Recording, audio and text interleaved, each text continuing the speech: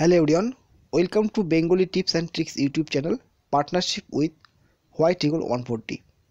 বন্ধুরা, আজকে আমাদের বিষয় হচ্ছে যে West Bengal constable joining update নিয়ে আমরা কথা বলবো। তো থার্ড স্লট কি হতে পারে এবং কত ক্যান্ডিডেটের নাম আসতে পারে সেকেন্ড স্লটে। ওকে, তো ফার্স্ট স্লটে কিন্তু জয়েনিং হয়ে গেছে 1871 মতো ক্যান্ডিডেটের, এবং আপকামিং যে জয়েনিং ডেটটা রয়েছে তো সেটা ঠিকঠাক কাজ করলে, আমরা যেটা বলেছি সেটা যদি সত্যিকারই মানে ঠিকঠাকভাবে ওয়ার্ক করে, তাহলে কিন্তু 14 তারিখের মধ্যে কিন্তু সেকেন্ড স্লটে জয়েনিং হবে। এবং আমাদের কাছে এখনও পর্যন্ত যতটা আপডেট আছে, প্রায় 1600 মতো ক্যান্ডিডেটকে কিন্তু সেকেন্ড স্লটে জয়েনিং করাবে। তার মানে থার্ড স্লট কিন্তু হতে চলেছে।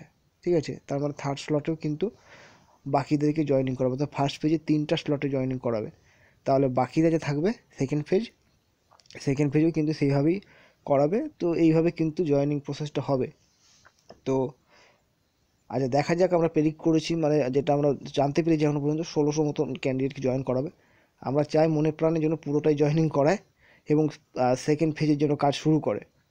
ঠিক আছে, তো থার্ড স্লট না হোক এটাই আমরা চাই, এবং যদি করে তাহলে কিছু করার নেই, এবং আমরা চাই যাতে থার্ড স্লট না হোক।